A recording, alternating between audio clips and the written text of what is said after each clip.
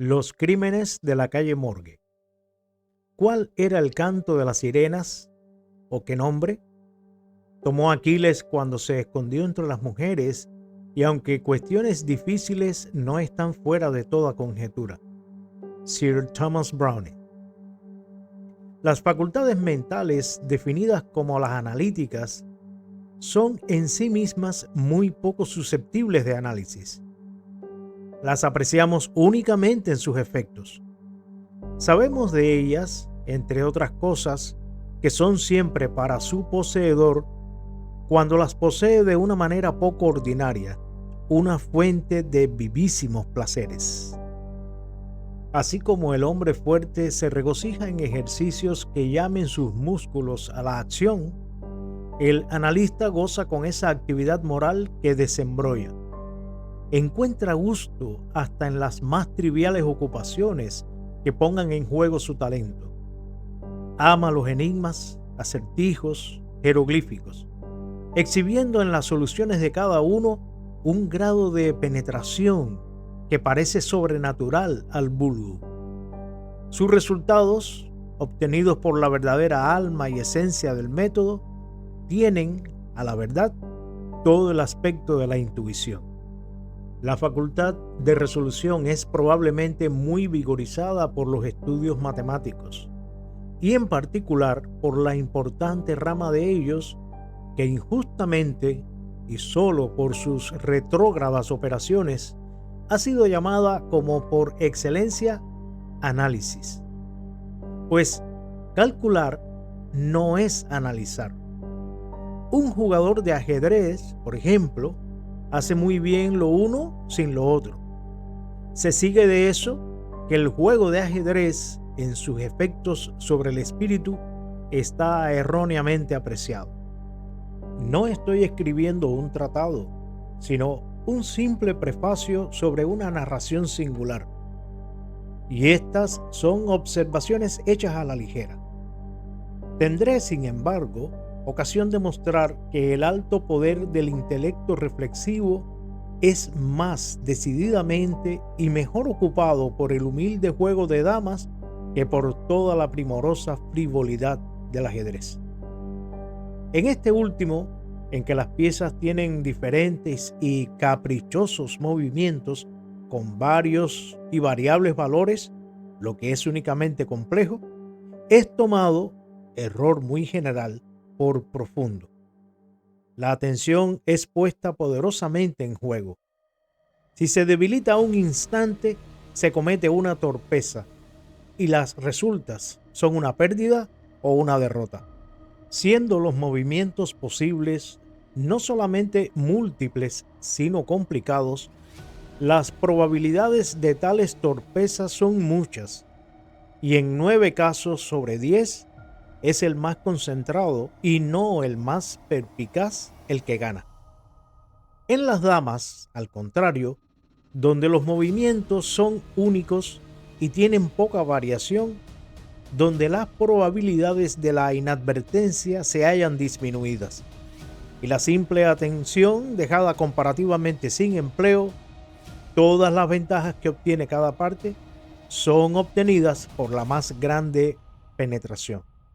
Para cesar en abstracciones, supongamos una partida de damas en que las piezas están reducidas a 4, por lo que naturalmente no debe esperarse ninguna torpeza.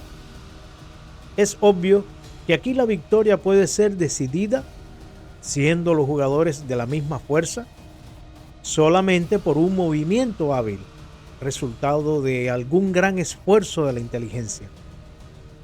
Desprovisto de los recursos vulgares, el analista entra en el espíritu de su adversario, se identifica con él y frecuentemente ve de una sola ojeada el único método, algunas veces absurdamente simple, por el que puede seducirlo a errar o precipitarlo a calcular mal.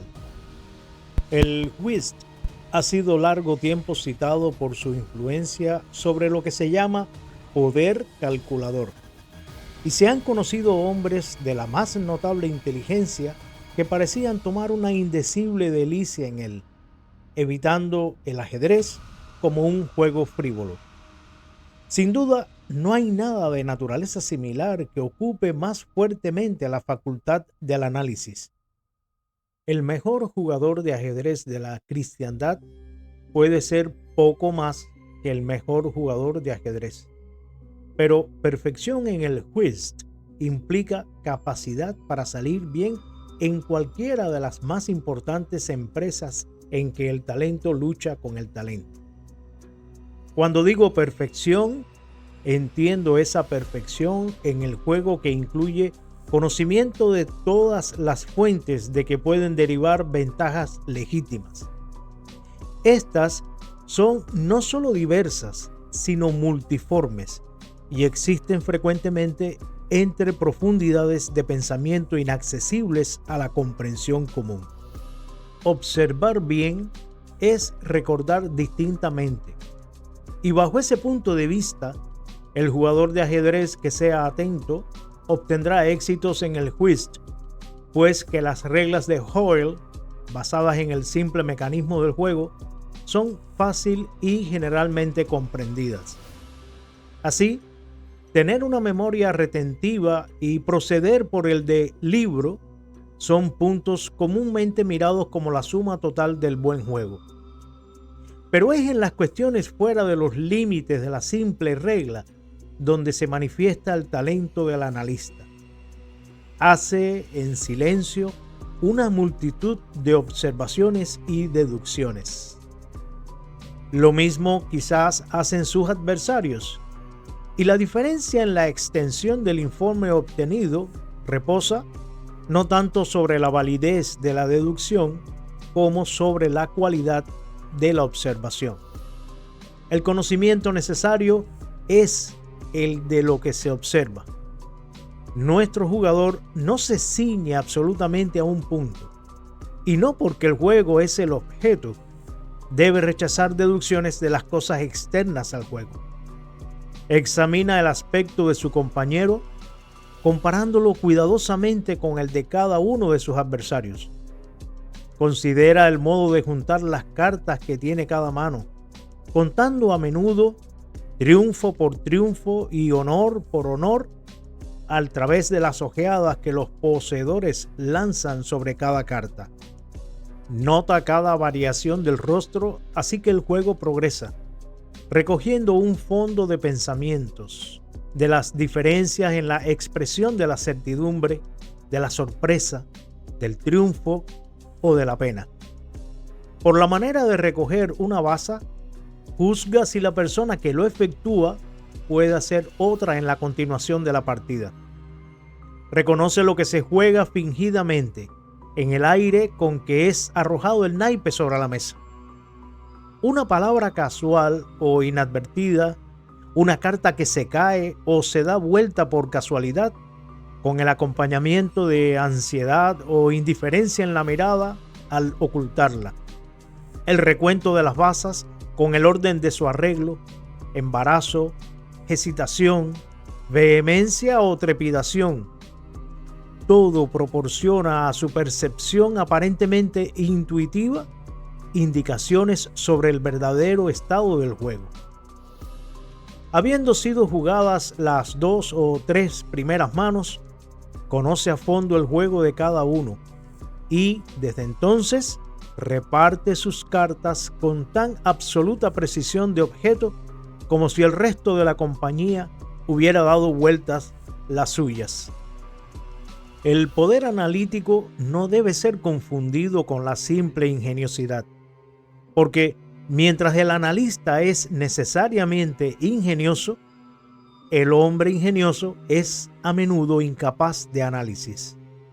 El poder de combinación o constructividad por el cual se manifiesta generalmente la ingeniosidad y al que los frenólogos están equivocados, según creo, han asignado un órgano aparte, suponiéndolo una facultad primitiva, ha sido visto tan a menudo en gentes cuyo intelecto estaba cercano del idiotismo que ha motivado discusiones entre los que escriben sobre moral. Entre la ingeniosidad y la aptitud analítica existe una diferencia mucho más grande, a la verdad, que entre la imagen y la imaginación, pero de un carácter estrictamente análogo. Se encontrará, en fin, que el ingenioso es siempre imaginativo y el verdadero imaginativo no es nunca otra cosa que un analista. La narración siguiente parecerá a los lectores un comentario luminoso de las proposiciones ya avanzadas. Residiendo en París durante la primavera y parte del verano de 1800, hice conocimiento con un señor C. Auguste Dupin. Este joven caballero era de una excelente familia, de una ilustre familia, para decir la verdad, pero por una serie de sucesos desagradables había sido reducido a tal pobreza que la energía de su carácter sucumbió bajo ella y cesó de agitarse en el mundo o de cuidar de la recuperación de su fortuna. Por amabilidad de sus acreedores, quedaba todavía en su poder una pequeña parte de su patrimonio, y con la renta que le daba, podía, por medio de una economía rigurosa, procurarse lo necesario para la vida sin inquietarse por sus superfluidades. Los libros, sin embargo, eran su sola lujuria, y eso en París se obtiene fácilmente. Nuestro primer encuentro fue en una oscura librería de la calle Montmartre, donde la casualidad de encontrarnos buscando el mismo rarísimo y notable volumen nos llevó a una íntima amistad. Nos vimos siempre de más en más. Me interesó profundamente su pequeña historia de familia, que me narró con todo ese candor a que se abandona un francés siempre que el simple yo es el tema. Fui grandemente sorprendido, además, por la vasta extensión de sus lecturas y, sobre todo, sentí mi alma prendada por el extravagante fervor y la vívida frescura de su imaginación. Buscando en París los objetos que necesitaba entonces, comprendí que la sociedad de un hombre semejante sería para mí un tesoro inapreciable, y este sentimiento se lo confié francamente a él mismo.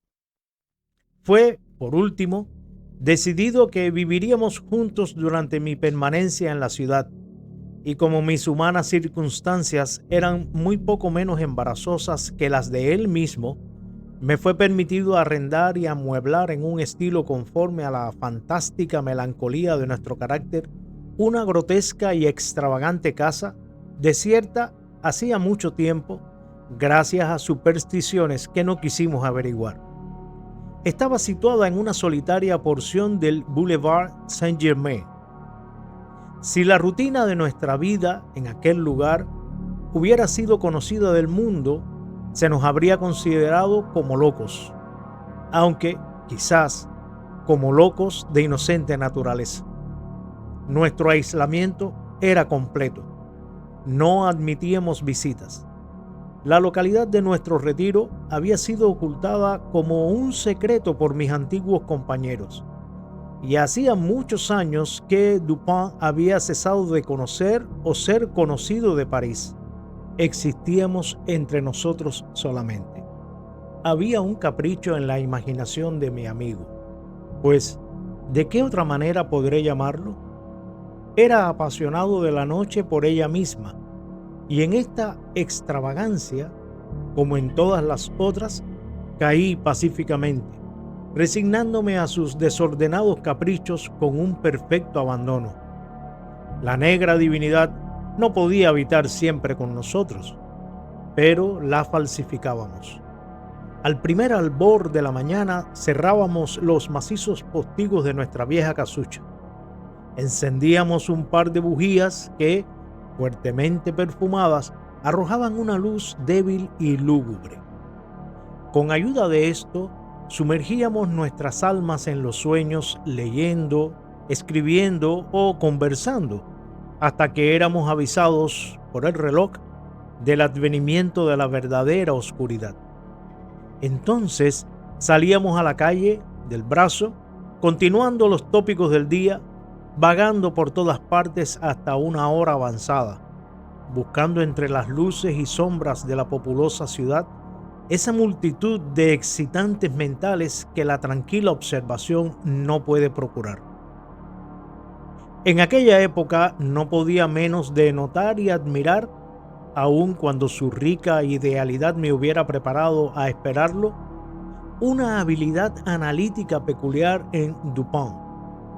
Parecía experimentar, además, una vivísima delicia en esos ejercicios, aunque no en su ostentación, y no vacilaba en confesar el placer que así podía procurarse.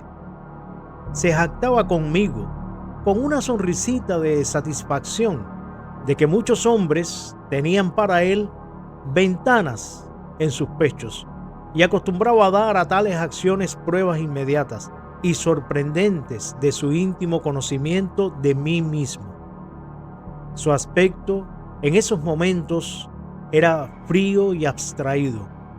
Sus ojos carecían de expresión, mientras su voz, habitualmente de tenor, subía hasta un tiple que hubiera parecido petulancia, a no haber sido por la gravedad y la entera claridad de la enunciación.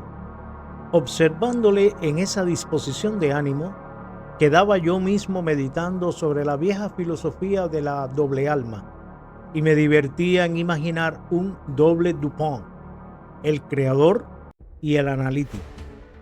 No se debe suponer, de lo que acabo de decir, que estoy detallando un misterio o valorizando alguna novela.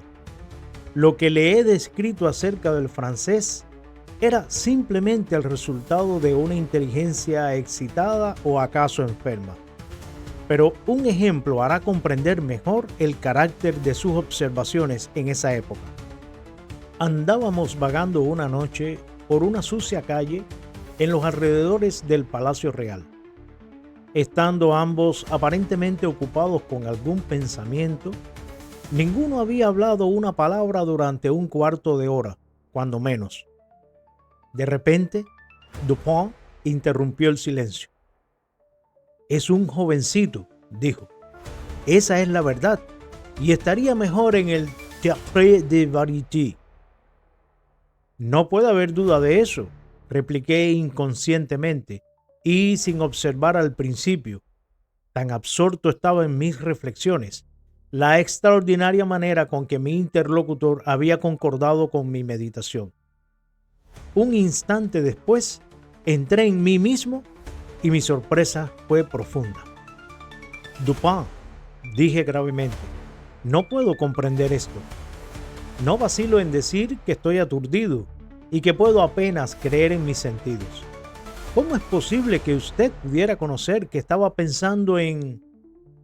Aquí me detuve para confirmarme en si realmente conocía mi pensamiento. «En Chantilly», dijo. «¿Para qué se detiene? ¿Observaba usted que la pequeña figura de ese hombre le hace impropio para la tragedia?» Esto era precisamente lo que había formado el fondo de mis reflexiones. Chantilly era un ex zapatero de viejo de la calle Saint-Denis que tenía furia por el teatro y se había arriesgado en el rol de Jerjes en la tragedia de Crébillon, habiendo sido públicamente satirizado en cambio de sus afanes. «Dígame usted, por el amor de Dios», exclamé, «el método, si hay método, por el que ha podido usted sondear mi alma en este asunto». A la verdad, estaba más sorprendido de lo que hubiera querido expresar. «Fue el frutero», replicó mi amigo, «quien llevó a usted a la conclusión de que el remendón de suelas no tenía la altura suficiente para representar a Jerjes et genus omni». «El frutero», usted me asombra. No conozco ningún frutero. «El hombre que llevó a usted por delante cuando entrábamos por la calle, hace un cuarto de hora cuando más». Entonces me acordé de que en efecto un frutero que llevaba sobre la cabeza una gran canasta de manzanas me había derribado casi por casualidad cuando pasábamos de la calle C a la en que nos hallábamos. Pero, ¿qué tenía que hacer esto con Chantilly? Era lo que no podía comprender. no había una partícula de charlatanería en Dupont. Explicaré a usted, dijo, y para que pueda comprender claramente, repasaremos primero el curso de sus meditaciones, desde el momento en que hablé a usted hasta el del encuentro con el frutero en cuestión. Los más grandes eslabones de la cadena están en esta posición: Chantilly, Orion, Dr. Nichols, Epicuro, la esteorotomía, las piedras, el frutero. Hay pocas personas que en algunos periodos de su vida no se hayan divertido en retrasar los medios por los cuales han llegado a ciertas conclusiones. La ocupación es a menudo llena de interés y el que la intenta por la vez primera se sorprende de la ilimitada distancia e incoherencia que parece haber entre el punto de partida y el de llegada. Cuán grande fue mi aturdimiento cuando oí hablar al francés de aquella manera y cuando no pude dejar de conocer que había dicho la verdad. Él continuó: habíamos estado hablando de caballos, si recuerdo bien, justamente al salir de la calle C. Fue el último objeto de nuestra discusión. Cuando cruzábamos la calle, un frutero con una gran canasta sobre la cabeza pasó precipitadamente y arrojó a usted sobre una pila de adoquines amontonada en un sitio en que el camino está en compostura. Pisó usted sobre uno de los fragmentos movibles, resbaló, se torció ligeramente el tobillo, apareció irritado o caprichoso, murmuró unas pocas palabras, se volvió para mirar la pila y prosiguió en silencio su camino. No estaba particularmente atento a lo que hizo usted, pero la observación ha llegado a ser para mí una especie de necesidad. Siguió usted con la vista baja, mirando con una expresión petulante las cavidades y huellas del pavimento, de manera que vi que todavía estaba usted pensando en las piedras, hasta que alcanzamos la pequeña alameda llamada Lamartine, que ha sido empedrada por vía de experimento con trozos de madera. Aquí su aspecto se despejó, y percibiendo que sus labios se movían, no tuve duda que murmuraba usted la palabra esteorotomía, muy afectadamente aplicada a esa especie de empedrado. Conocí que no podía usted decirse a sí mismo esteorotomía sin ser llevado a pensar en los átomos y, por consecuencia, en las teorías de Epicuro. Y como cuando discutimos este tópico no hace mucho, observé a usted con qué singularidad y con qué poca conciencia las vagas conjeturas de ese noble griego habían sido confirmadas por la última cosmografía de las nebulosas. Comprendí que no podría usted dejar de mirar la gran nebulosa Orión y esperé que usted lo hiciera. Así fue, y me aseguré entonces de que había seguido perfectamente su pensamiento. Ahora bien, en esa amarga burla que apareció en el museo de ayer sobre Chantilly, el satírico, haciendo algunas tontas alusiones al cambio de nombre del zapatero, al calzar el coturno, citó una frase latina sobre la que hemos conversado a menudo. Quiero hablar del verso Perdidit antiquum litera prima sonum. Había dicho a usted que se refería a Orión, escrito antiguamente Urión, y por cierta acrimonia que se mezcló a esa explicación, estaba seguro que usted no la había olvidado. Era claro, por consiguiente, que no dejaría de combinar las ideas, Orión y Chantilly. Que las combinó usted entonces, lo vi por el carácter de la sonrisa que entreabrió sus labios. Pensaba usted en la inmolación del pobre zapatero. Había usted caminado hasta entonces con la cabeza y vi que de repente se enderezaba usted cuanto podía. Estaba seguro que reflexionaba usted en la pequeña talla de Chantilly. En este punto interrumpí su meditación diciendo que a la verdad era un ser muy pequeño y que estaría mejor en el Théâtre de Variété. Poco tiempo después de esto, estábamos examinando una edición nocturna de la Gazette des Tribunaux cuando las siguientes líneas atrajeron nuestra atención. Extraños asesinatos. Esta mañana, hacia las 3, los habitantes del cuartel San Roque fueron despertados por una sucesión de terribles gritos que provenían aparentemente del cuarto piso de la calle Morgue, conocida como ocupada únicamente por una señora L'Espagny y su hija Camila L'Espagny. Después de alguna espera ocasionada por una infructuosa tentativa de procurar entrada, la puerta fue forzada con una palanca y 8 a 10 de los vecinos entraron, acompañados por los gendarmes. A este tiempo, los gritos habían cesado, pero cuando la gente llegaba al primer piso, 2 o más roncas voces, disputando coléricamente, fueron oídas y parecían proceder de la más alta parte de la casa. Cuando el segundo pasillo fue alcanzado, estos sonidos habían cesado también y todo permanecía perfectamente tranquilo.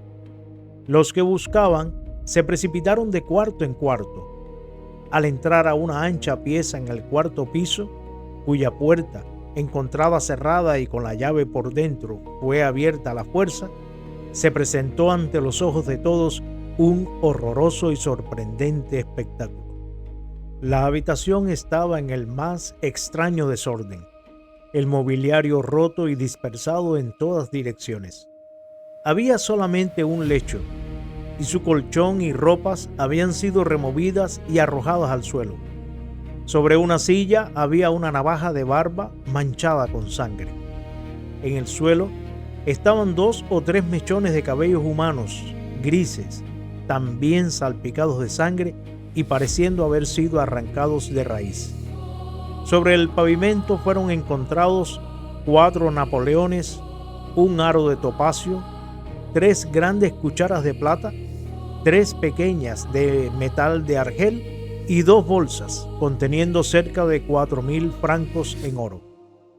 Los cajones de un escritorio, que estaba en un rincón, se hallaron abiertos y habían sido aparentemente saqueados, aunque muchos objetos se encontraban todavía en ellos. Un pequeño cofre de acero fue hallado bajo las ropas del lecho, no bajo la cama. Estaba abierto, con la llave aún en la cerradura. No contenía más que algunas viejas cartas y otros papeles insignificantes. De la señora L'Espagny ninguna huella fue vista aquí, pero habiendo sido observada una gran cantidad de hollín en el atrio, se buscó en la chimenea y, horrible, el cuerpo de la hija, con la cabeza para abajo, fue sacado de adentro. Había sido llevado hasta una considerable distancia por la estrecha abertura. El cadáver estaba caliente. Después de examinarlo, fueron notadas muchas escoriaciones, ocasionadas indudablemente por la violencia con que había sido introducido y sacado de la chimenea. Sobre el rostro tenía hondos arañazos y en la garganta negras magulladuras y profundas huellas de dedos, como si la muerte hubiera sido ocasionada por estrangulamiento. Después de una perfecta investigación de cada parte de la casa, sin descubrir más nada, los vecinos llegaron a un pequeño patio empedrado en el interior de ella, donde yacía el cadáver de la vieja señora con la garganta tan enteramente cortada que al intentar levantarlo cayó la cabeza al suelo. El cuerpo, lo mismo que la cabeza, estaba espantosamente mutilado. Esta última, de tal manera que apenas se podía reconocer en ella algo de humano. Para descubrir este horrible misterio no hay, creemos, el más pequeño dato. La edición del siguiente día agregaba: la tragedia de la calle Morgue. Un gran número de individuos han declarado en este extraordinario y horrible asunto. La palabra asunto no tiene aún en Francia esa ligereza de significación que tiene entre nosotros, pero sin embargo nada ha podido arrojar luz sobre él. Damos a continuación todos los testimonios recogidos. Paulina Dubourg, lavandera, depone que conoce a las 2 víctimas hace 3 años, habiendo lavado para ellas durante ese tiempo. La vieja señora y su hija parecían en buenas relaciones y amarse mucho entre sí. eran excelentes pagadoras. No puede hablar respecto a sus modos y medios de vida. Cree que la señora L decía la buena aventura para vivir. Era reputada como poseedora de algunos ahorros. Nunca encontró personas en la casa cuando fue a buscar o llevar ropa. Está segura que no tenían sirviente. Parecía no haber muebles en ninguna parte de la casa excepto en el cuarto piso. Pedro Moró, vendedor de tabaco, depone que ha tenido costumbre de vender pequeñas cantidades de tabaco y rapé a la señora L'Espegny durante cerca de 4 años. Ha nacido en la vecindad y vivido siempre en ella. La víctima y su hija han ocupado la casa en que fueron encontrados los cadáveres durante más de 6 años. Estuvo últimamente arrendada por un joyero quien subalquilaba los cuartos altos a varias personas. El edificio era de propiedad de la señora L'Espegny. Se disgustó con el locatario por los daños que le hacía en la casa y se mudó en ella, rehusando alquilar los pisos sobrantes. La vieja señora chocheaba. El testigo ha visto a la hija unas 5 o 6 veces durante los 6 años. Las dos vivían excesivamente retiradas. Eran reputadas como personas de dinero. Ha oído decir entre los vecinos que la señora L'Espegny decía la buena aventura. No lo cree. No había visto jamás a nadie entrar a la casa excepto a la vieja señora y su hija, el portero 1 o 2 veces y un médico 8 o 10 ocasiones. Muchas otras personas, vecinos, declaran de acuerdo. Ninguno ha hablado como amigo de la casa. No se sabe si hay algunos parientes vivos de la señora L'Espegny y su hija. Los postigos de las ventanas del frente eran abiertos rara vez. Los de las interiores estaban siempre cerrados, con excepción de los de la gran pieza del fondo, cuarto piso. La casa era muy buena, no muy vieja. Isidoro Musset, gendarme, depone que fue llamado a la casa hacia las 3 de la mañana y encontró unas 20 o 30 personas en la puerta de la calle tratando de entrar. La forzó, al último, con una bayoneta y no con una palanca. Tuvo poca dificultad en abrirla a causa de ser una puerta doble o de 2 batientes y no estar cerrada con pasador ni abajo ni arriba. Los gritos fueron continuos hasta que se forzó la puerta y entonces cesaron repentinamente. Parecían gritos de una persona o personas en su última agonía. No eran cortos y precipitados, sino prolongados y fuertes. El testigo subió las escaleras. Habiendo alcanzado el primer piso, oyó 2 voces en fuerte y agria disputa, la una gruesa, la otra mucho más aguda, una voz muy extraña. Pudo distinguir algunas palabras dichas por la primera. Era voz de un francés. Está seguro que no era voz de una mujer. Pudo oír las expresiones sacré y diable. La voz aguda era de algún extranjero. No pudo asegurarse de si era una voz de hombre o de mujer. No logró saber lo que decía, pero cree que hablaba en español. El estado del cuarto y de los cuerpos fue descrito por este testigo como lo describimos ayer nosotros. Enrique Dubois, un vecino, platero de oficio, depone que fue uno de los que primero entraron a la casa. Corrobora el testimonio de Musset en todo. Inmediatamente que forzaron la entrada, volvieron a cerrar la puerta para no dejar penetrar la multitud, que se juntó muy pronto, a pesar de lo avanzado de la hora.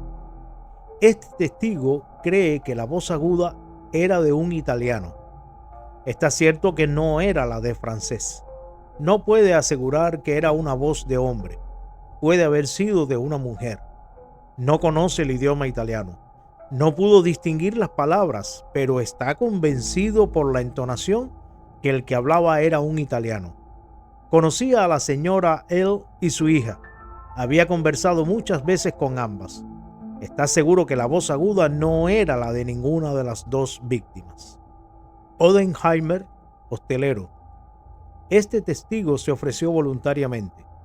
no hablando francés, fue examinado por medio de un intérprete.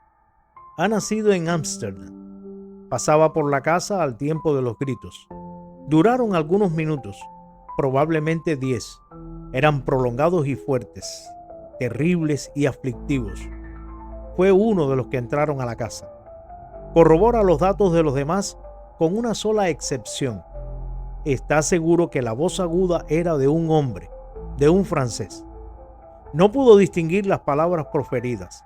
Eran fuertes y precipitadas, desiguales y dichas aparentemente con tanto miedo como cólera. La voz era áspera, no tan aguda como áspera. No puede llamarla una voz aguda. La voz gruesa dijo muy a menudo «Sacré», «Diable» y una vez «Mon Dieu». Julio Mignot, banquero, de la firma de Mignot e Hijos, calle de la Rue, es el mayor de los Mignot. La señora L'Espanaye tenía algún dinero.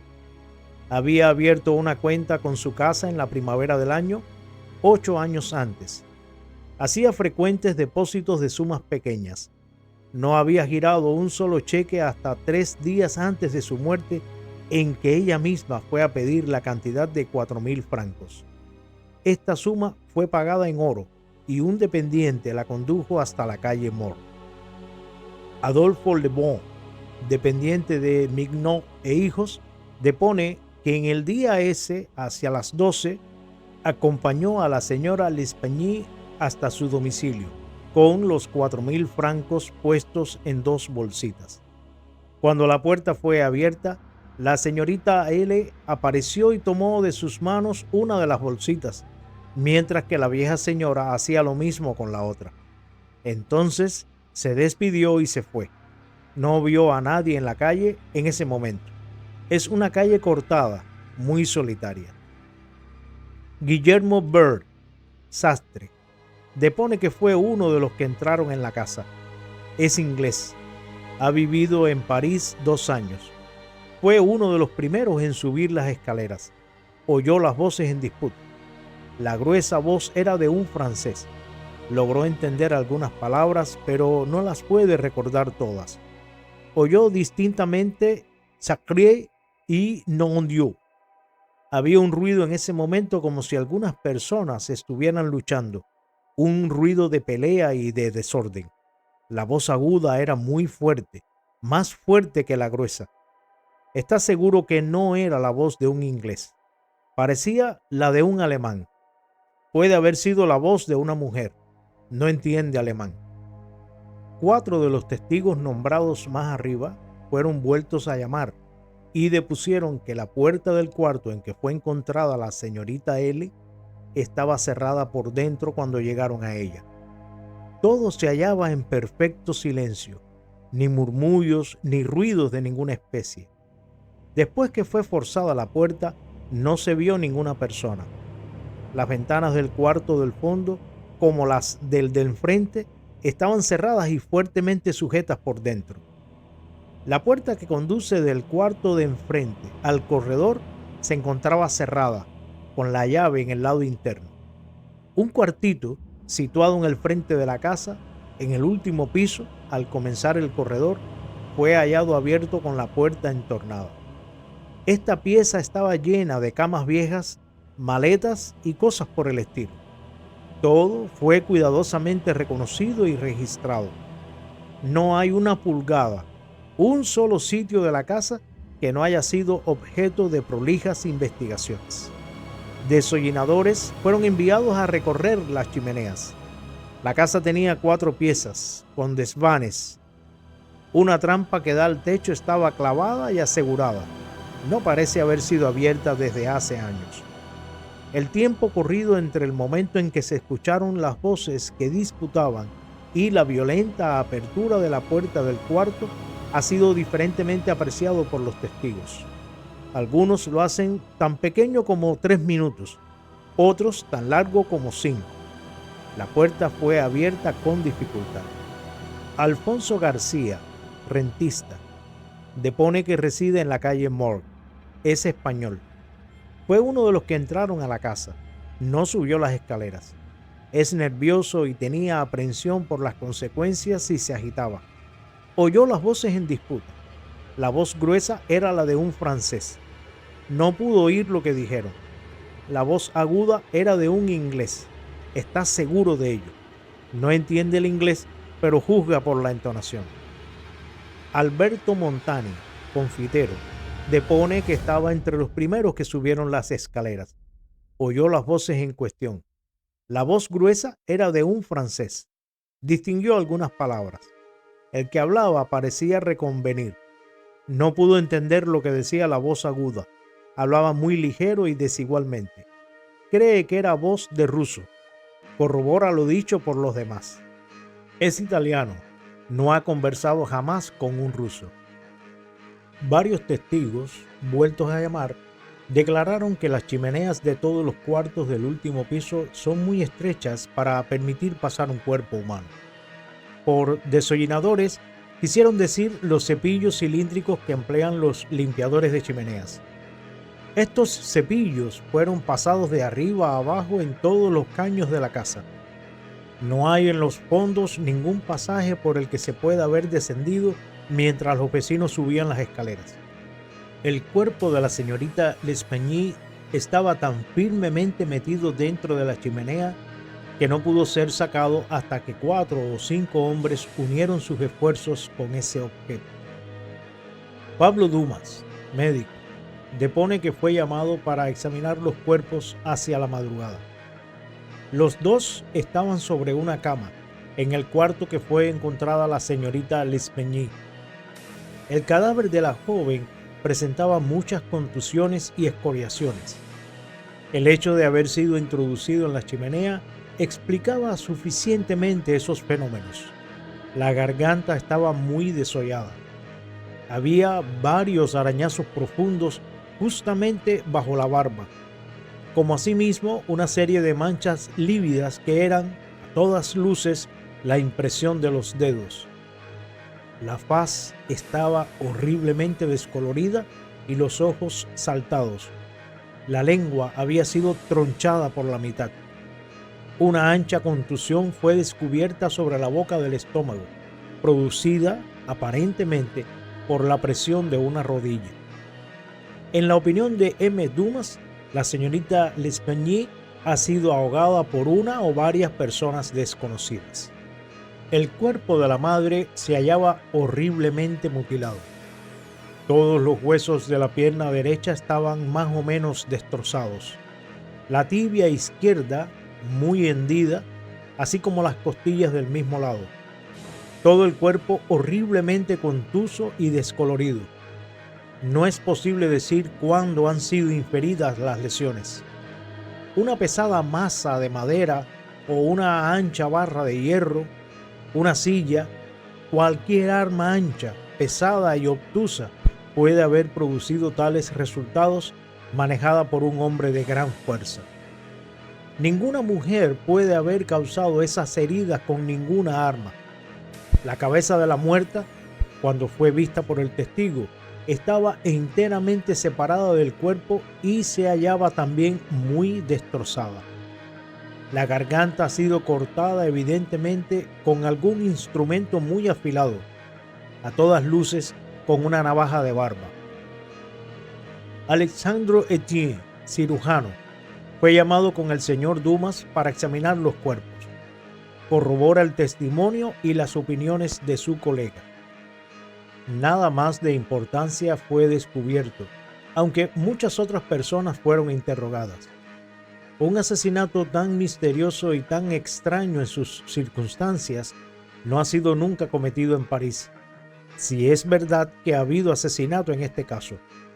La policía, enteramente a oscuras, es un incidente sin ejemplo. No hay ni la sombra de una huella. La edición de la noche establecía que continuaba en el barrio San Roque la más grande excitación, que el teatro del crimen había sido examinado otra vez y que los testigos habían sido interrogados de nuevo, pero todo esto sin éxito.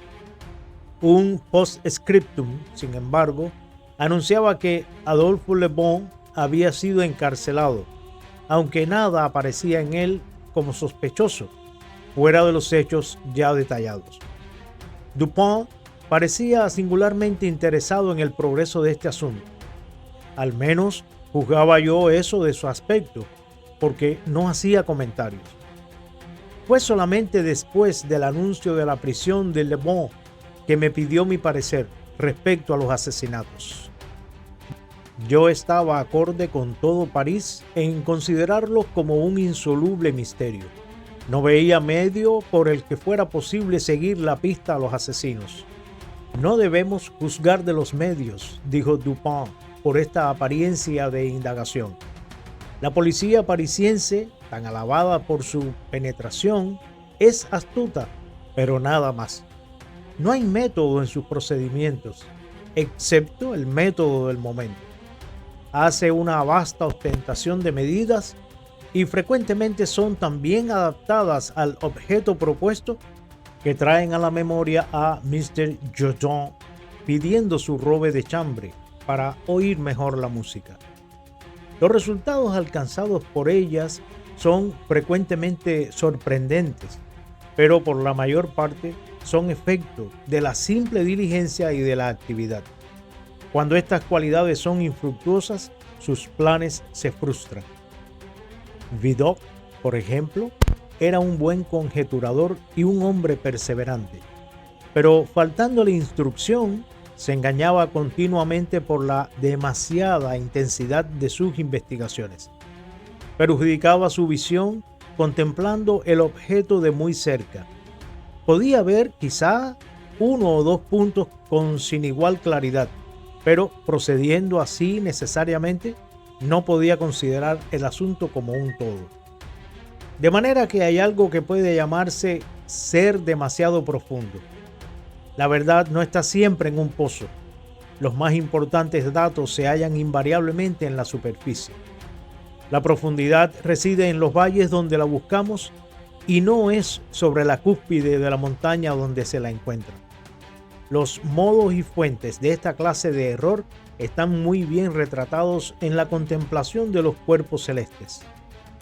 Arrojar una ojeada sobre una estrella, contemplarla de lado, tornando hacia ella las porciones exteriores de la retina, más susceptibles que las interiores a las débiles impresiones de la luz, es ver la estrella distintamente, es tener la mejor apreciación de su brillo, un brillo que disminuye justamente en proporción que la miramos más de lleno.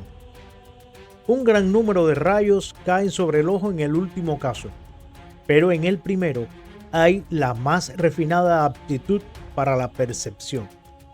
Por una exagerada profundidad hacemos perplejo y débil nuestro pensamiento, y es posible hasta hacer desaparecer a Venus misma del cielo por un examen demasiado sostenido, demasiado concentrado o demasiado directo. Así, en cuanto a estos asesinatos, hagamos algunas consideraciones para nosotros mismos, antes de formar una opinión respecto a ellos. Una indagación nos va a entretener. Encontré este verbo muy extraño, aplicado de esta manera, pero no dije nada. Y además, Le Bon me hizo una vez cierto servicio por el que le estoy agradecido. Iremos a ver el teatro del suceso con nuestros propios ojos. Conozco a G, el prefecto de policía, y no tendremos dificultad en obtener el permiso necesario. Acordada la autorización, nos dirigimos en el acto a la calle Morgue. Era esta una de esos miserables pasajes que se hallan situados entre la calle Richelieu y la de Saint-Roch. Al oscurecer llegamos a ella, porque el barrio está a una gran distancia de aquel en que residíamos. La casa fue inmediatamente encontrada, porque había aún muchísimas personas mirando los postigos cerrados con una tonta curiosidad desde la otra acera de la calle. Era una casa como ordinariamente son las de París, con una entrada, en uno de cuyos lados había una garita con cristales y vidrio movible en la ventana, indicando una loge de concierge. Antes de entrar, remontamos la calle, dimos vuelta por una alameda y entonces, volviendo otra vez, pasamos por los fondos de la casa. Dupin, mientras, examinaba toda la vecindad, lo mismo que la casa, con una minuciosidad para la que no podía yo encontrar objeto. Volviendo sobre nuestros pasos, llegamos de nuevo hasta el frente del edificio, llamamos y, habiendo mostrado nuestras credenciales, fuimos admitidos por los agentes de servicio. Subimos las escaleras y penetramos al cuarto donde había sido encontrado el cuerpo de la señorita L'Espanaye y donde permanecían aún los dos cadáveres. El desorden del cuarto continuaba como se acostumbra en tales casos.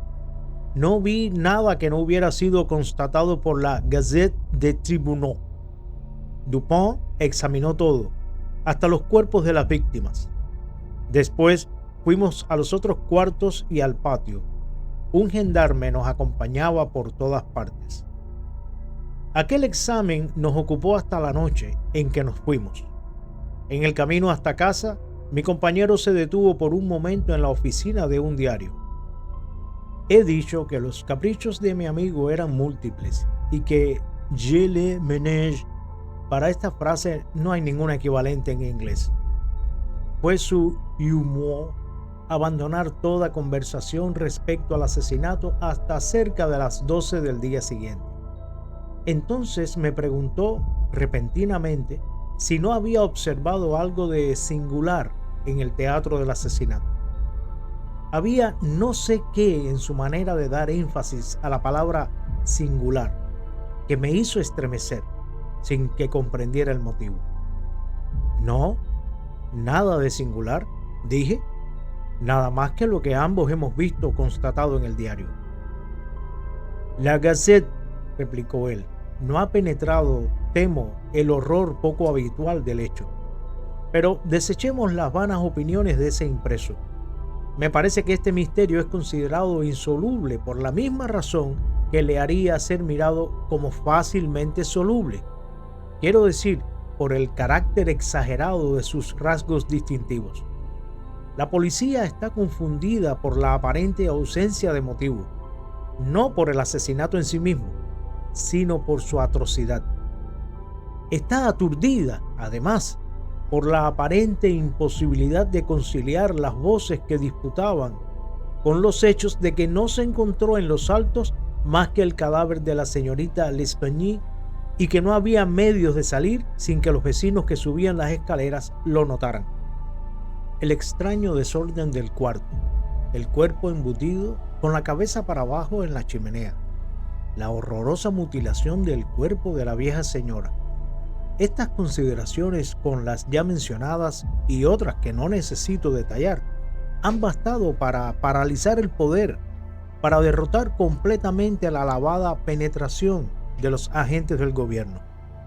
Han caído en el grande, aunque común, error de confundir lo no habitual con lo abstruso. Pero es en estas desviaciones del plano de lo ordinario que la razón tantea su camino, aunque siempre en la investigación de la verdad. En indagaciones como las que estamos haciendo, es menester no preguntarse tanto qué ha ocurrido, como qué ha ocurrido que no haya ocurrido antes. En una palabra, la facilidad con que llegaré o he llegado a la solución de este misterio está en razón directa de su aparente insolubilidad a los ojos de la policía. Contemplé fijamente a mi interlocutor con mudo asombro. Estoy esperando ahora, continuó él, mirando hacia la puerta de nuestro cuarto. Estoy esperando una persona que, aunque quizás no es el autor de esa carnicería, debe estar en algún modo complicado en su perpetración. Es probable que sea inocente de la parte más horrorosa de esos crímenes. Deseo no equivocarme en esta suposición, porque sobre ella he edificado mis esperanzas de descifrar por completo el enigma.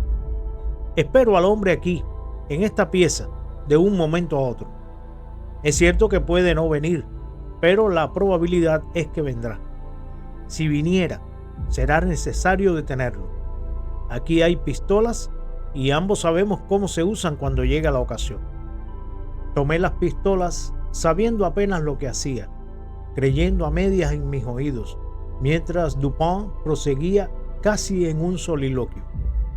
He hablado ya de su aspecto abstraído en tales momentos.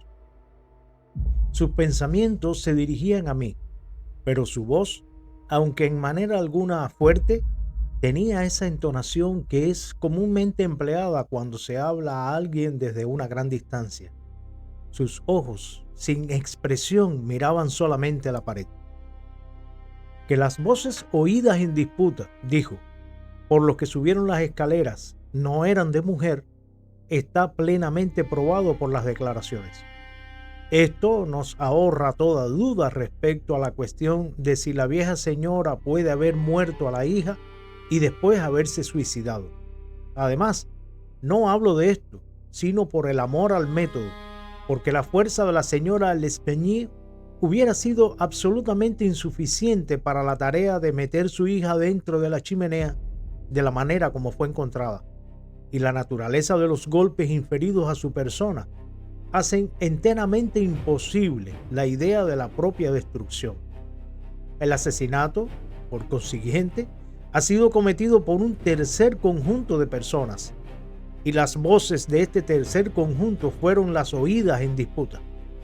Déjeme usted ahora llamar su atención, no sobre las declaraciones relativas a esas voces, sino sobre lo peculiar de ellas. ¿Ha notado usted algo peculiar en las declaraciones? Hice notar que mientras todos los testigos concertaban en suponer la gruesa voz como la de un francés, había mucha contrariedad respecto a la aguda, o como la llamó un testigo, áspera. Esa es la evidencia misma, dijo Dupin, pero no es la peculiaridad de la evidencia. Usted no ha observado nada distintivo. Sin embargo, hay algo que observar. Los testigos, como usted nota, están acordes respecto a la voz gruesa. En esto, sus testimonios son unánimes.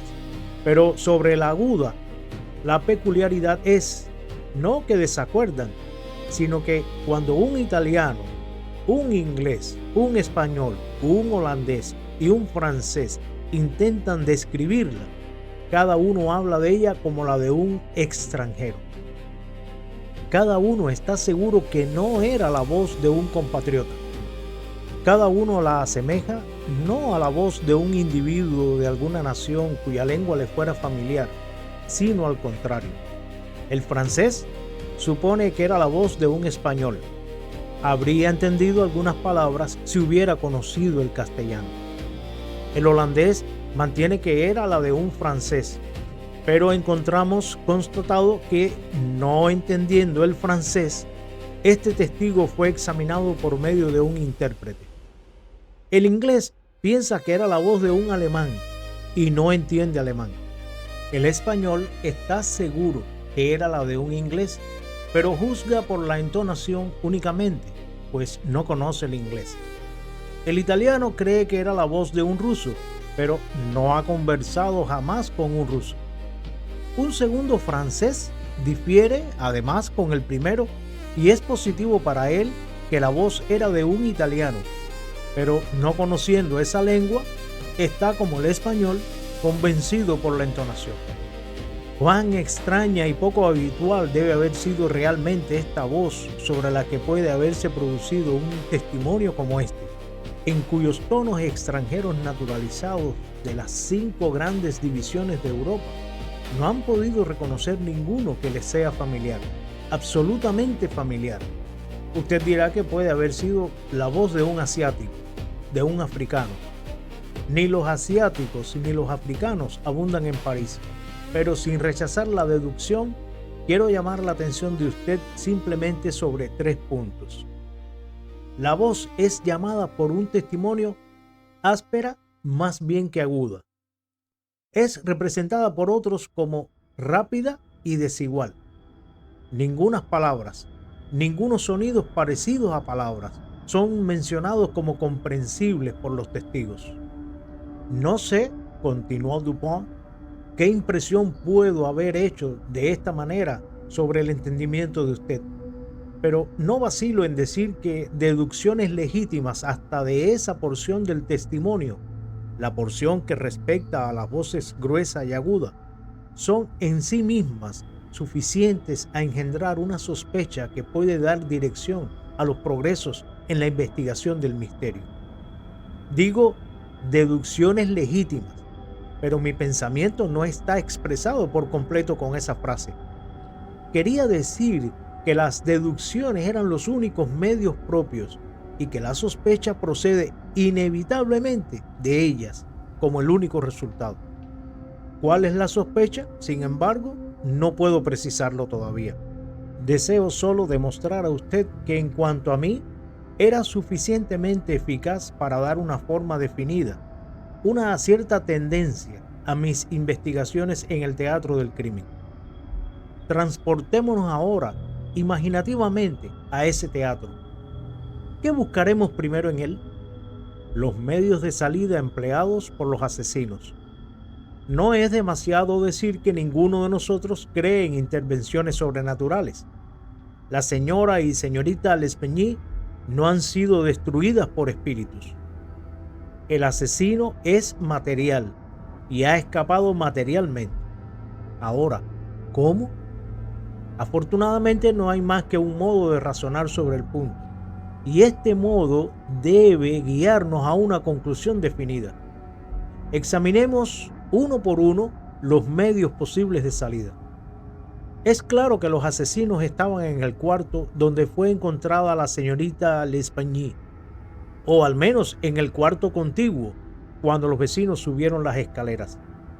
Por consiguiente, es desde estas dos piezas que tenemos que buscar las salidas. La policía ha puesto a descubierto los pisos, los techos y la composición de las paredes en todas direcciones. Ninguna salida secreta ha podido escapar a su vigilancia. Pero, no confiando en sus ojos, he examinado las cosas con los míos propios.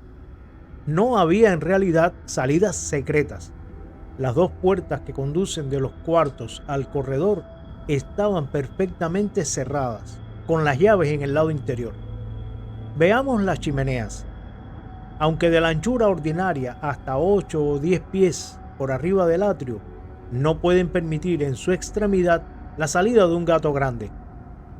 Estando constatada la imposibilidad de escaparse por los medios ya examinados, nos quedan solo las ventanas.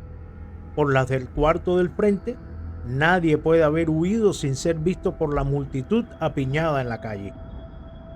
Los asesinos deben haber pasado entonces por las del cuarto de atrás. Ahora, traídos a esta conclusión de una manera tan inequívoca, no tenemos derecho como razonadores para rechazarla en razón de su aparente imposibilidad. Nos queda probar solamente que esas aparentes imposibilidades no lo son en realidad. Hay dos ventanas en el cuarto. Una de ellas no está obstruida con muebles y es perfectamente visible. La parte baja de la otra está tapada por la cabecera del enorme lecho que está pegado a ella. La primera fue encontrada fuertemente asegurada por dentro. Resistió a los más grandes esfuerzos de los que pretendieron levantarla. Un gran agujero había sido hecho en su marco con una barrena. Llegaba hasta el otro lado y dentro de él fue hallado un grueso clavo metido hasta la cabeza, casi. Al examinar la otra ventana, un clavo idéntico fue visto, aparentemente metido de la misma manera, y un vigoroso esfuerzo para levantar este marco falló también. La policía quedó convencida de que no se había efectuado ninguna escapada en esas direcciones y, por consiguiente, fue considerado inútil retirar los clavos y abrir las ventanas. Mis propias indagaciones fueron un poco más especiales y lo fueron por la razón que he dado hace un instante, porque de ahí se debían sacar las pruebas de que las imposibilidades aparentes no eran tales en realidad. Proseguí razonando así a posteriori. Los asesinos han escapado por una de esas ventanas. Siendo esto así, no podían haber vuelto a asegurar los marcos por el interior, como fueron encontrados, consideración que por su evidencia había limitado las diligencias de la policía a ese solo barrio. Los marcos, sin embargo, fueron cerrados. Debían, pues, tener el poder de cerrarse por sí mismos. No se podía escapar a esta conclusión. Llegué hasta la ventana libre de muebles. Quité el clavo con alguna dificultad e intenté levantar el marco. Resistió a todos mis esfuerzos como lo había esperado. Conocí entonces que debía existir un oculto resorte, y la corroboración de mi pensamiento me convenció de que mis premisas eran reales, por más misteriosas que todavía me aparecieran algunas circunstancias relativas a los clavos.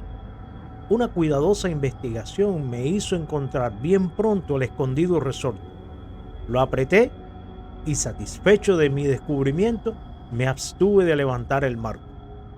Entonces volví a colocar el clavo en su sitio y lo contemplé atentamente.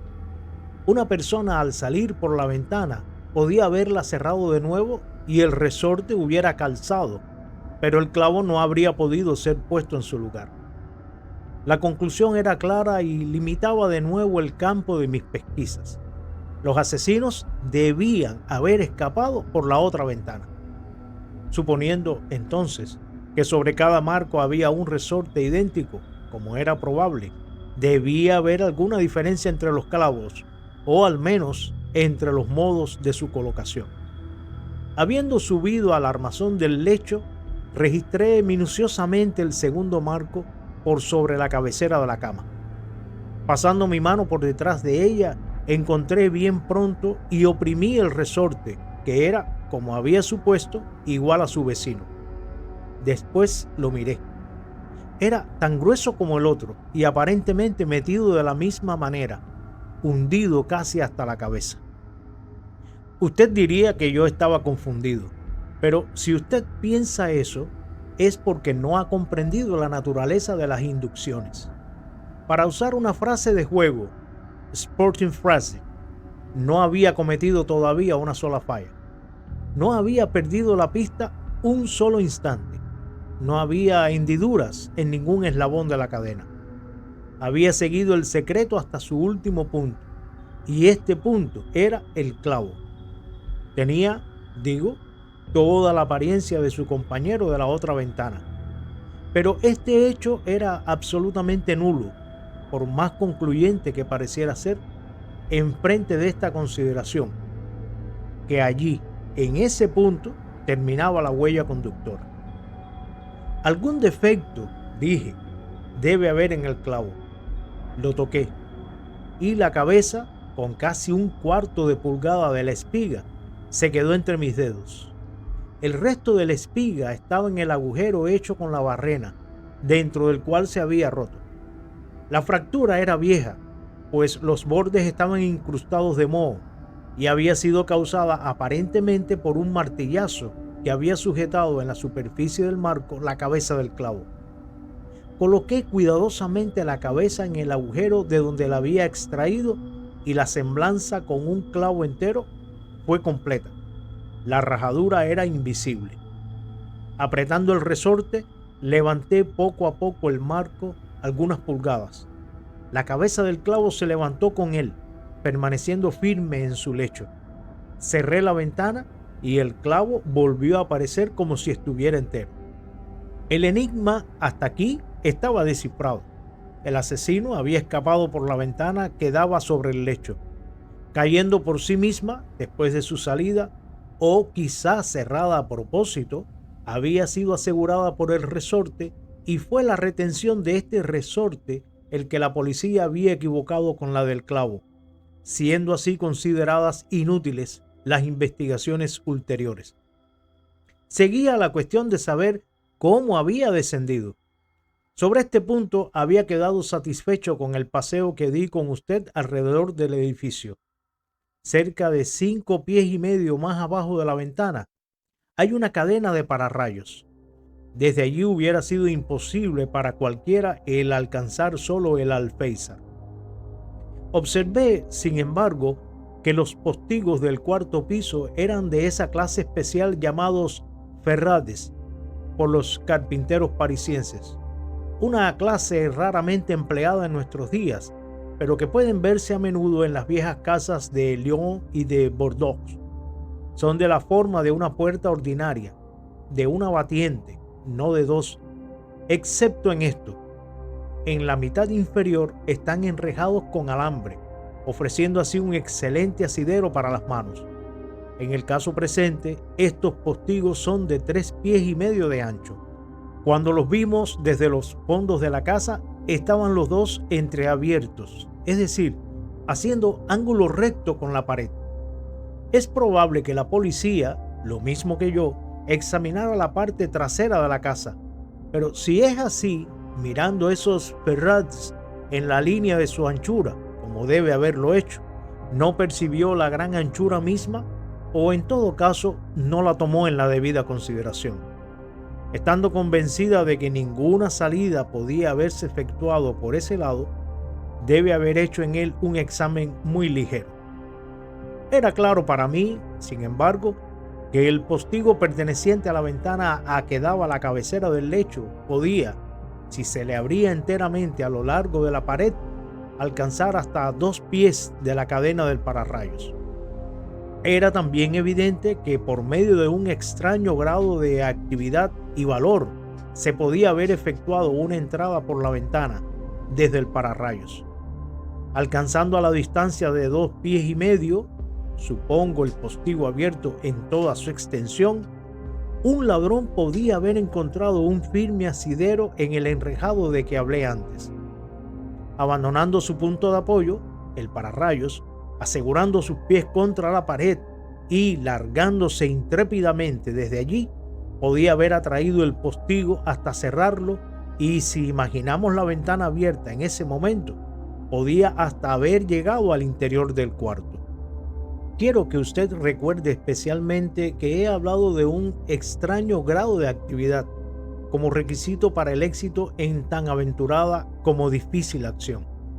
Es mi designio mostrar a usted primero que es posible que la cosa se haya llevado a cabo, y segundo, y principalmente, deseo hacer comprender a usted el extraordinario, el sobrenatural carácter de la agilidad con que debe haberse ejecutado la ascensión.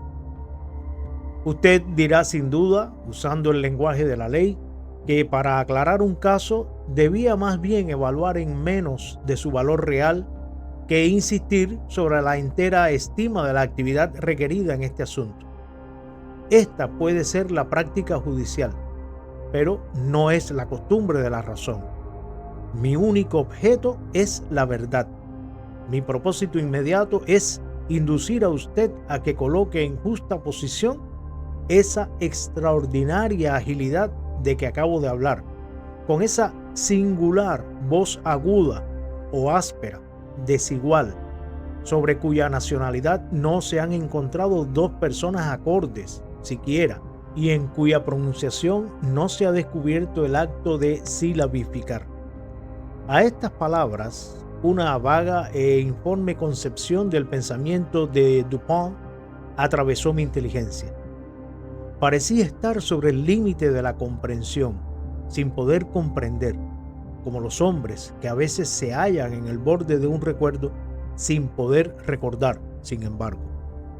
Mi amigo prosiguió. Usted verá, dijo, que he conducido la cuestión del modo de salida al modo de entrada. Era mi intención demostrar que ambas fueron efectuadas de la misma manera y por el mismo punto. Volvamos ahora al interior del cuarto. Examinemos atentamente sus circunstancias. Los cajones de la cómoda, se ha dicho, han sido saqueados, aunque muchos objetos de toilette permanecían todavía en ellos. La conclusión sacada de esto es absurda. Es una simple conjetura, tonta, necia y nada más. ¿Cómo podemos saber que los objetos encontrados en los cajones no eran todos los contenidos en ellos? La señora L'Espanaye y su hija hacían una vida excesivamente retirada, no veían a nadie, salían raras veces, no tenían para qué cambiar de adornos a cada rato. Los que han sido hallados eran, además, de tan buena calidad como los que podían poseer esas señoras. Si un ladrón hubiera llevado algunos, ¿por qué no llevar los mejores? ¿Por qué no llevar todos? En una palabra, ¿por qué abandonar 4.000 francos en oro para embarazarse con un atado de ropa? El oro fue abandonado.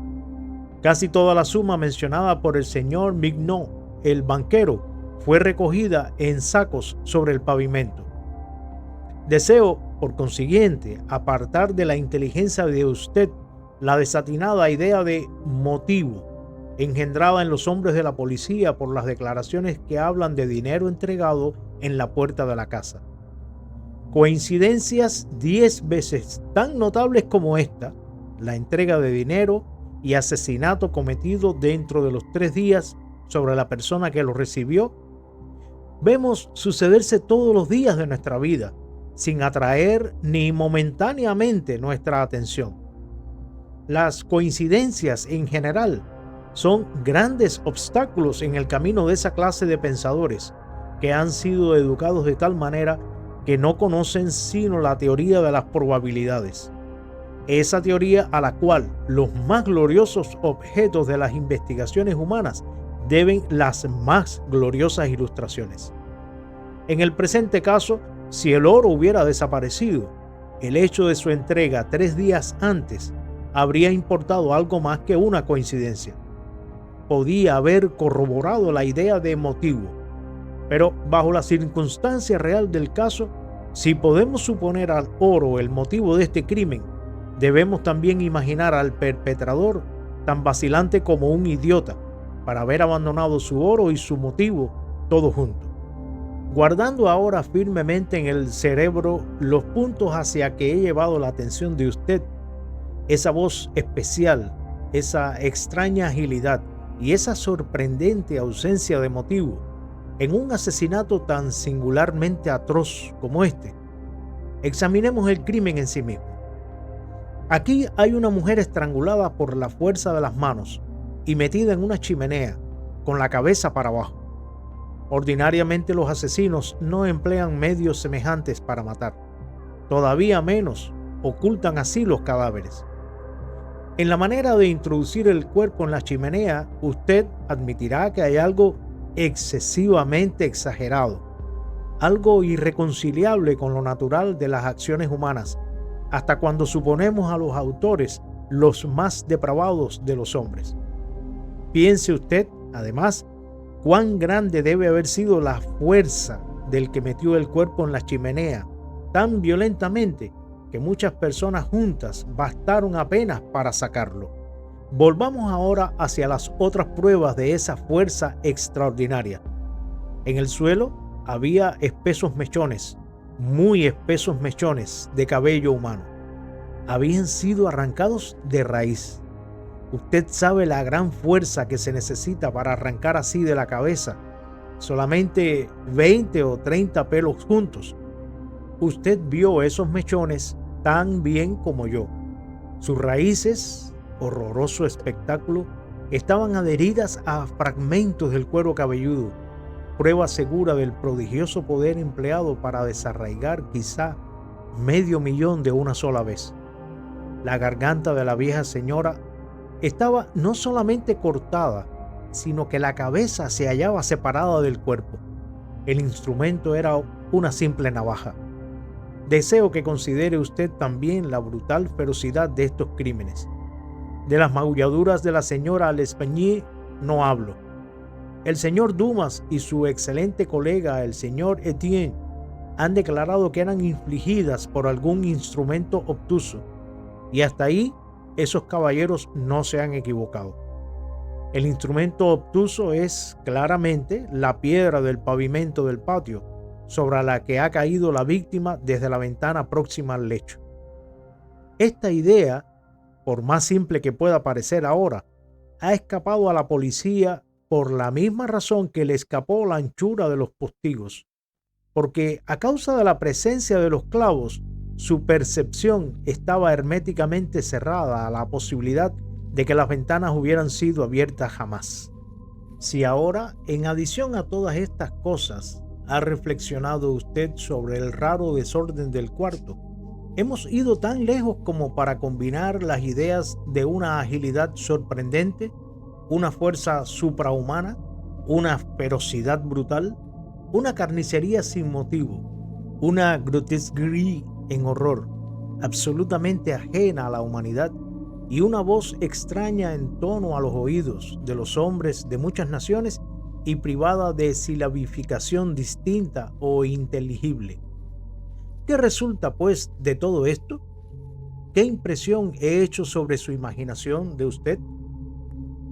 Cuando Dupin me hizo esta pregunta, sentí como si una serpiente se deslizara sobre mi cuerpo. Un loco, dije, ha sido el asesino. Algún maníaco furioso escapado de una maison de santé de la vecindad. De algunos puntos de vista, replicó, la idea de usted es aceptable, pero las voces de los locos, hasta en sus horribles paroxismos, no se parecen a esa voz especial, oída en los altos. Los locos son de alguna nación, y su lenguaje, por incoherentes que sean sus palabras, tiene siempre la coherencia de la silabificación. Además, el cabello de un loco no es como el que tengo en mis manos. Saqué estos 4 o 5 pelos de entre los rígidos dedos de la señora L'Espanaye. Dígame usted su opinión ahora. Dupin, dije completamente enervado, este pelo es de lo más extraño. Este no es pelo humano. No he asegurado que lo sea, dijo él. Pero antes de decidirnos sobre este punto, deseo que examine usted el pequeño esbozo que he hecho aquí sobre este papel. Es un facsímil dibujado de lo que ha sido descrito en una parte de las declaraciones como negras magulladuras y profundas impresiones de los dedos de una mano sobre la garganta de la señorita L'Espanaye y en otra por los señores Dumas y Etienne como serie de lívidas manchas, evidentemente señales de dedos. Usted percibirá, continuó mi amigo extendiendo el papel sobre la mesa delante de nosotros, que este dibujo da la idea de una firme y potente garra. No hay deslizamiento aparente. Cada dedo ha conservado, indudablemente hasta la muerte de la víctima, el horrible punto en que fue colocado desde el principio. Trate usted ahora de poner todos sus dedos al mismo tiempo en las respectivas marcas que hay aquí. Hice el ensayo en vano. Evidentemente no es así como debemos sujetar a prueba este asunto, dijo Dupin. El papel está extendido sobre una superficie plana, pero la garganta humana es cilíndrica. Aquí hay un trozo de leña, cuya circunferencia es poco más o menos la de la garganta. Enrolle usted el dibujo alrededor y hagamos el experimento de nuevo. Lo hice, pero la dificultad fue todavía más obvia. Esta, dije, no es la huella de una mano humana. Lea usted ahora, replicó Dupin, este pasaje de Cuvier. Era una descripción anatómica minuciosa del gran orangután leonado de las Islas Orientales. La gigantesca estatura, la prodigiosa fuerza y actividad, la ferocidad salvaje y las propensiones imitativas de ese mamífero son conocidas suficientemente de todo el mundo. Comprendí al fin el inmenso horror del asesinato. La descripción de los dedos, dije, cuando hubo concluido de leer, concuerda exactamente con este dibujo. No veo que otro animal, sino un orangután de la especie aquí mencionada, podía haber dejado huellas como las que usted ha trazado.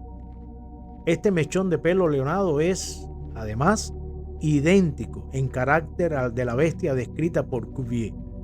Pero no puedo comprender de una manera clara todas las circunstancias de este horroroso misterio.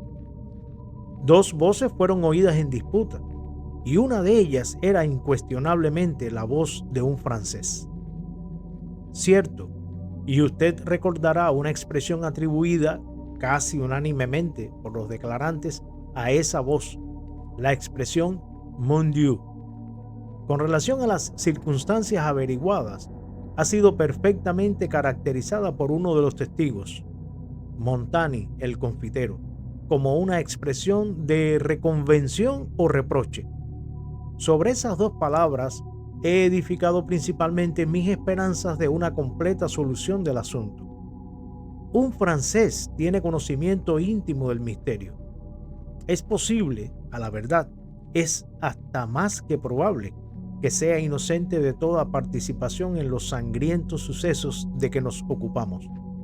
El orangután puede habérsele escapado, puede haberlo seguido hasta el cuarto, pero por las terribles circunstancias que se produjeron, puede ser que no haya vuelto a capturarlo. El mono está libre todavía. No proseguiré estas conjeturas, pues no puedo llamarlas de otra manera, desde que las sombras de reflexión sobre que se basan son apenas de la profundidad suficiente para ser apreciables a mi propio intelecto y desde que no puedo pretender hacerlas inteligibles a nadie. Las llamaremos, pues, conjeturas, y hablaremos de ellas como si fuesen tales. Si el francés en cuestión es, como supongo, inocente de esa atrocidad, este aviso que dejé anoche cuando volvíamos a casa en la oficina de Le Monde, un diario consagrado a los intereses marítimos muy buscado por los marineros, le traerá hasta nuestra morada. Me tendió un papel y leí: hallazgo. En el bosque de Boulogne, en la mañana del corriente, la mañana en que se cometió el crimen, muy temprano, fue encontrado un gran orangután leonado de la especie de Borneo. El dueño de este animal, que se sabe ser un marinero, perteneciente a un buque maltés, puede recobrarlo después de probar satisfactoriamente su derecho, pagando algunos gastos ocasionados por la captura y mantención. Acudir a la calle número Faubourg Saint-Germain, tercer piso. ¿Cómo ha sido posible?, pregunté, que pueda usted saber que el dueño es un marinero perteneciente a un navío maltés. No lo sé, dijo Dupont. No estoy seguro de ello. Aquí tengo, sin embargo, un pequeño trozo de cinta que por su forma y por su grasienta apariencia ha sido usado evidentemente para atar una de esas largas colas a que son tan aficionados los marineros. Además, este nudo es uno de los que pocos marineros saben hacer y es peculiar a los malteses. Recogí esta cinta en lo bajo de la cadena del pararrayos. No puede haber pertenecido a ninguna de las asesinadas. Ahora, si después de todo, equivocado en mi inducción acerca de esta cinta, que el francés es un marinero perteneciente a un buque maltés, no he cometido ningún mal diciendo lo que he dicho en el aviso. Si me engaño, el francés supondrá simplemente que he sido engañado por algunas circunstancias que no querrá tomarse el trabajo de averiguar. Pero si tengo razón, hay un gran punto ganado. Sabedor, aunque inocente, del asesinato, el francés naturalmente vacilará sobre si responderá al aviso, sobre si reclamará el orangután. Razonará así: soy pobre, mi orangután es de un gran valor, para mis circunstancias es una fortuna. ¿Por qué iré a perderle por tontas aprensiones? Está ahí en mis manos, puede decirse. Ha sido encontrado en el bosque de Boulogne, a una gran distancia del teatro de la carnicería. ¿Cómo podrá sospecharse jamás que una bestia sea la autora de esos asesinatos? La policía está a oscuras, no ha podido hallar la más pequeña huella. Aunque encontrasen alguna vez el rastro del animal, le sería imposible probarme que sé algo del asesinato o encontrarme delito por ese conocimiento. Sobre todo, se me conoce. El que ha hecho el aviso me designa como el poseedor del animal. No estoy seguro sobre la extensión de sus datos a este respecto. Si dejara de reclamar tan valiosa propiedad a la que se sabe tengo derechos, no conseguiré sino hacer sospechoso al animal. No es prudente atraer la atención ni sobre mí mismo ni sobre la bestia. Contestaré el aviso, obtendré el orangután y lo guardaré hasta que este asunto sea olvidado. En este instante oímos pasos en la escalera. «Esté usted pronto», dijo Dupont. «Prepare las pistolas. pero ni las use ni las muestre hasta una señal mía. La puerta de la calle había sido dejada abierta y el visitante había entrado sin llamar y subido algunos peldaños. Parecía vacilar. De repente lo oímos que se volvía. Dupont corrió a la puerta cuando oímos que subía de nuevo. Esta vez no vaciló. Subió con decisión y llamó a la puerta de nuestro cuarto. «Entre usted», dijo Dupont con un tono alegre y tranquilo. Entró un hombre. Era un marinero, evidentemente, una alta, robusta y musculosa persona con una expresión de salvaje atrevimiento, nada tranquilizador. Su rostro, muy quemado por el sol, tenía la mitad oculta por las patillas y el mustacho. Llevaba consigo un formidable garrote de roble, pero parecía no tener más armas. Se inclinó torpemente y nos dio las buenas noches con un acento francés, que aunque recordaba algo de los naturales de Neuchâtel, indicaba suficientemente un origen parisiense. «Siéntese usted, amigo», dijo Dupont. «Supongo que ha venido usted por el orangután. Palabra de honor, casi envidio a usted la posesión de ese animal. Es notablemente hermoso y sin duda de un gran valor. ¿Qué edad cree usted que tenga?» El marinero aspiró el aire con el aspecto de un hombre relevado de alguna carga intolerable y replicó con un tono tranquilo: «No tengo cómo saberlo bien, pero no puede tener más de 4 o 5 años. ¿Le tiene usted aquí?» «Oh, no, no tenemos comodidad para guardarle. Está en una caballeriza en la calle Dubois, muy cerca de aquí. Le recobrará usted mañana». «Es decir, que tiene usted cómo probar sus derechos». «Ciertamente, señor». «Sentiré separarme de él, a la verdad», dijo Dupont. «No pretendo que usted se haya molestado inútilmente», dijo el hombre. «No lo he esperado.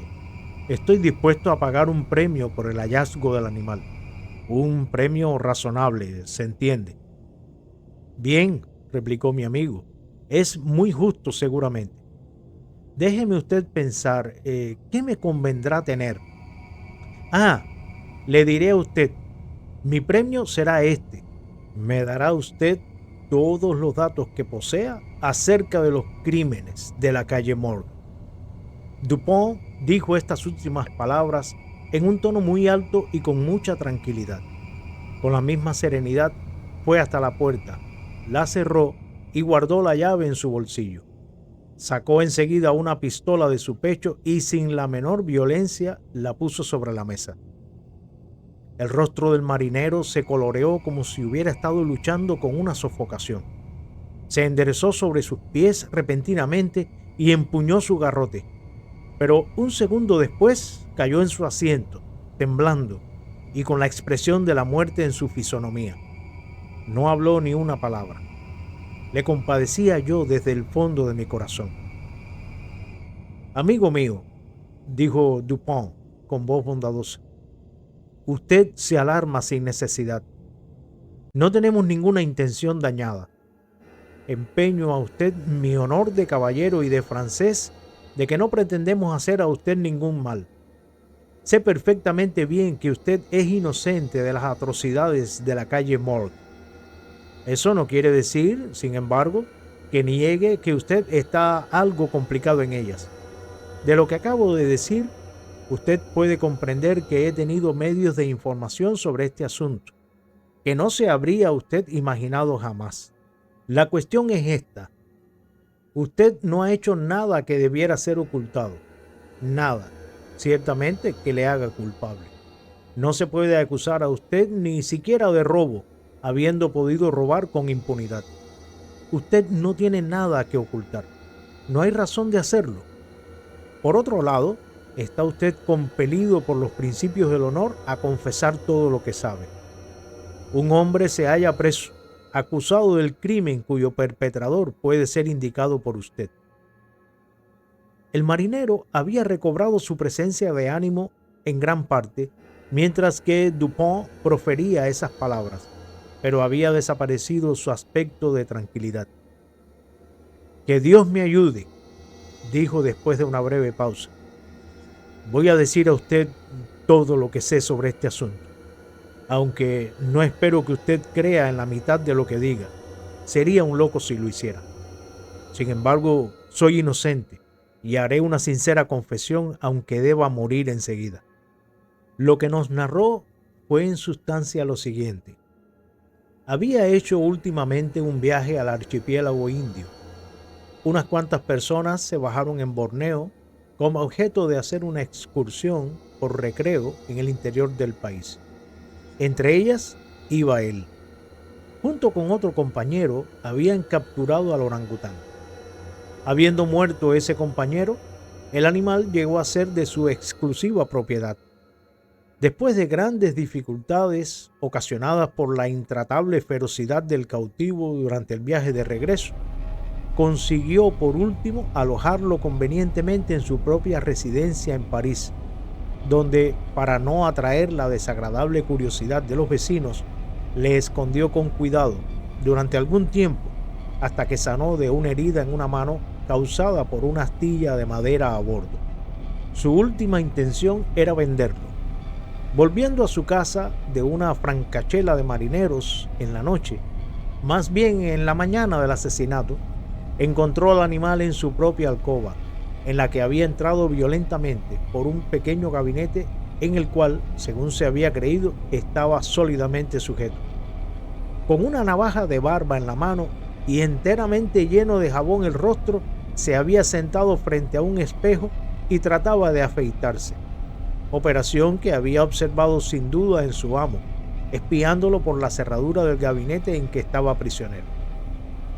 Aterrado a la vista de un arma tan peligrosa en la posesión de animal tan feroz y tan capaz de servirse de ella, no había sabido qué hacer en los primeros momentos. Le había reducido siempre, hasta en sus más salvajes cóleras, por medio de un látigo, y acudió a él. Al ver el látigo, el orangután se arrojó de un salto a la puerta de la pieza, bajó las escaleras y por una ventana, infortunadamente abierta, ganó la calle. El francés lo siguió con desesperación. El mono, todavía con la navaja en la mano, se paraba de cuando en cuando para mirar para atrás y gesticular a su perseguidor hasta que era casi alcanzado. Entonces volvía a disparar. De esta manera continuó la caza algún tiempo. Al pasar por una alameda tras de la calle Morgue, la atención del fugitivo fue atraída por una luz que brillaba en la ventana de la habitación de la señora L'Espanaye en el cuarto piso de su casa. Arrojándose sobre el edificio, percibió la cadena del pararrayos, trepó por ello con inconcebible agilidad, asió el postigo que estaba extendido enteramente sobre la pared y, balanceándose en él, fue a caer directamente sobre la cabecera del lecho. En todo esto no tardó ni un minuto. El postigo fue abierto de nuevo, de una patada, por el orangután al entrar al cuarto. El marinero, mientras, estaba regocijado y al mismo tiempo perplejo. Tenía grandes esperanzas de volver a capturar al animal, pues casi no podía escapar de la trampa en que se había aventurado, excepto por la cadena del pararrayos, donde era fácil detenerlo. Por otro lado, había motivos de estar ansioso acerca de lo que podría hacer en la casa. Esta última reflexión hizo que se apresurara más aún en seguir al fugitivo. Una cadena de pararrayos es fácil camino, especialmente para un marinero, pero cuando llegó a la altura de la ventana, que quedaba lejos, a su izquierda, tuvo que detenerse. Lo más que pudo hacer fue enderezarse hasta poder mirar en el interior del cuarto. Lo que vio entonces fue tan horroroso que faltó poco para que cayera. Fue entonces que se elevaron, en medio del silencio de la noche, los horribles gritos que sorprendieron en el sueño a los habitantes de la calle Morgue. La señora L'Espanaye y su hija, vestidas con sus trajes de dormir, habían estado ocupadas aparentemente en arreglar algunos papeles en el cofrecillo de hierro ya citado y que había sido transportado al medio del cuarto. Estaba abierto y su contenido en el suelo. Las víctimas deben haber estado sentadas dando la espalda a la ventana, y por el tiempo corrido entre la entrada del animal y los gritos, parece probable que no lo vieron inmediatamente. El ruido del postigo puede haber sido atribuido al viento. Cuando el marinero miró, el gigantesco cuadrúpedo había asido a la señora L'Espanaye por el cabello, que estaba suelto como si lo hubiera estado peinando, y agitaba la navaja cerca de su rostro, imitando los movimientos de un barbero. La hija estaba inmóvil, se había desmayado. Los gritos y esfuerzos de la vieja señora, durante los cuales le fue arrancado el pelo de la cabeza, tuvieron por efecto cambiar en cólera las disposiciones probablemente pacíficas del orangután. Con un rápido movimiento de su brazo formidable, le separó la cabeza del cuerpo, casi completamente. La vista de la sangre inflamó su ira hasta el frenesí. Rechinando los dientes, echando fuego por los ojos, se lanzó sobre el cuerpo de la joven y hundiéndole sus terribles garras en la garganta, las mantuvo en ella hasta que expiró. Sus miradas extraviadas y salvajes cayeron en ese momento sobre la cabecera del lecho, donde vio el rostro de su amo, rígido por el horror. La furia del animal, que sin duda conservaba todavía el recuerdo del temido látigo, fue instantáneamente cambiada en miedo. Sabiendo que merecía castigo, pareció deseoso de ocultar los sangrientos despojos y saltaba en el cuarto en una agonía de agitación nerviosa, derribando y rompiendo los muebles y arrancando las ropas y colchones del lecho. Asió primero el cuerpo de la hija y le metió entre la chimenea, como fue encontrado. Después, el de la vieja señora, que arrojó en el acto de cabeza por la ventana. Cuando el mono se aproximaba a la ventana con su mutilada carga, el marinero retrocedió espantado hacia la cadena del pararrayos y, deslizándose más bien que bajando por ella, se apresuró a llegar a su casa de una vez, temiendo las consecuencias de la carnicería y abandonando en su terror toda solicitud acerca del destino del orangután. Las palabras oídas por los vecinos al subir las escaleras fueron las exclamaciones de horror del francés mezcladas a la diabólica jerigonza de la bestia. No tengo nada que añadir, casi. El orangután debe haber escapado del cuarto por la cadena del pararrayos antes de que violentaran la puerta. Debe haber cerrado la ventana tras de sí. Fue posteriormente capturado por el propietario, quien obtuvo por él una fuerte suma en el Jardin des Plantes. Le Bon fue inmediatamente puesto en libertad después de nuestra narración, con algunos comentarios de Dupont, en el buró del prefecto de policía. Este funcionario, aunque bien dispuesto hacia mi amigo, no podía ocultar del todo su mal humor al ver el aspecto que habían tomado los negocios, y se permitió un sarcasmo o dos acerca de la conveniencia de que cada persona atendiera únicamente sus propias obligaciones. «Déjele usted hablar», dijo Dupont, que no había creído necesario replicar. «Déjele usted discurrir, eso aliviará su conciencia. Estoy satisfecho con haberlo derrotado en su propio terreno. Sin embargo, que no haya podido dar solución a este misterio no quiere decir que él sea tan sorprendente como lo supone, pues, a la verdad, nuestro amigo el prefecto es demasiado ingenioso para ser profundo. Su saber no tiene base, es todo cabeza y no tiene cuerpo, como los cuadros de la diosa Laverna, o mejor, todo cabeza y paletas como un bacalao. Pero es un buen hombre a pesar de todo. Lo aprecio especialmente por un golpe maestro de mojigatería, merced al que ha alcanzado su reputación de ingeniosidad. Quiero hablar de su costumbre de negar lo que es y explicar lo que no es. Esto ha sido Los crímenes de la calle Morgue, del autor Edgar Allan Poe. Gracias por escucharnos. Si deseas acompañarnos en futuras lecturas, puedes suscribirte a Regent Steam.